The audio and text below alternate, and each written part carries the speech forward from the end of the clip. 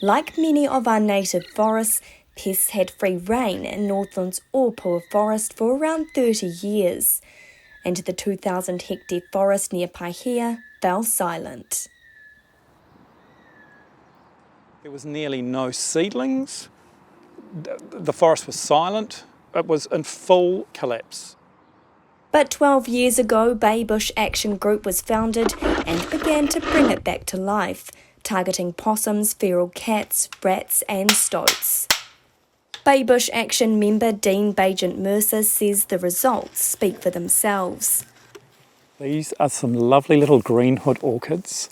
They're native and they come up at the end of winter, start of spring, and having them here means that there's not high possum numbers because they just come and mow them down. Sounds of native birds like tui, meru and kaka now fill the forest.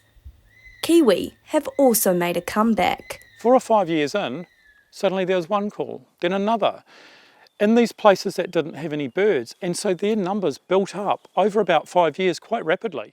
But the last month has been devastating.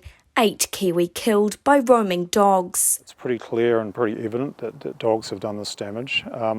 It's really gutting.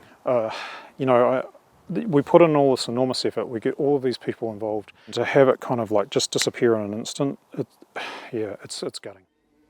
Chairperson of the group, Craig Salmon, says if owners can't keep their dogs under control, there will be little hope for kiwi in this forest. You've absolutely got to know where your dog is at all times. Roaming dogs are an absolute no-no. Know where your dog is and know your dog, and keep it safe and keep our kiwi safe.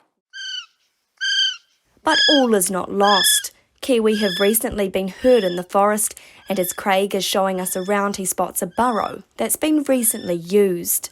It's quite a narrow entrance and it's been disguised as well, so there's some arranged ferns and things like that around it, and so they're quite protective about how they disguise that. It's a good sign. Rat trap here. We primarily use peanut butter. Today I'm using fresh peanuts that I just push in. Ariki Baldwin is one of about 30 workers in charge of checking the traps once a month. There are 4,000 in total in the forest. His assigned area covers around 200 hectares and takes him 4 days to complete, so he stays in the bush while on the job. I love it. I worked in an office for years, I'd never go back. But the best part of the job is when he sees the fruits of his labour. There's a plant called the keke and it has this fruit, it's called the tāwhara. The most beautifulest fruit I think the native bush produces. I hadn't seen that plant and fruit for about 40 years.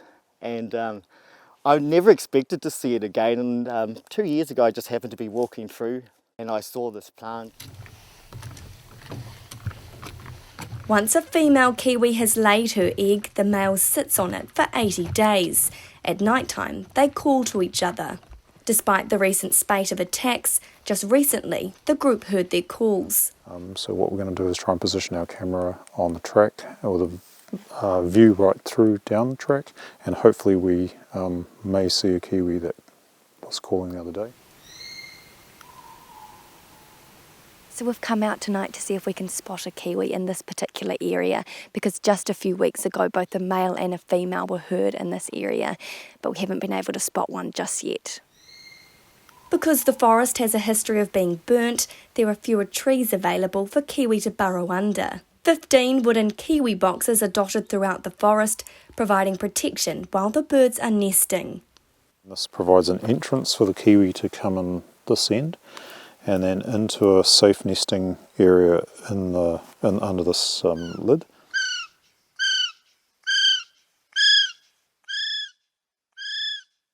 Despite Craig's best efforts, even playing a recording of a kiwi call to try and get a response, tonight we were unsuccessful. The group's work is made possible by a mixture of hundreds of volunteers and some workers paid through the government's Jobs for Nature scheme. But the group says come next year, there's huge uncertainty. We don't have secure funding going forward for continuing this really great work and great achievements that we've managed to do with the forest. And so we're actually really concerned that in this election, no political party has really talked about how they're going to continue funding successful Jobs for Nature projects. Work like this, vital to reach the country's predator-free 2050 goal and to restore our native Kiwi numbers.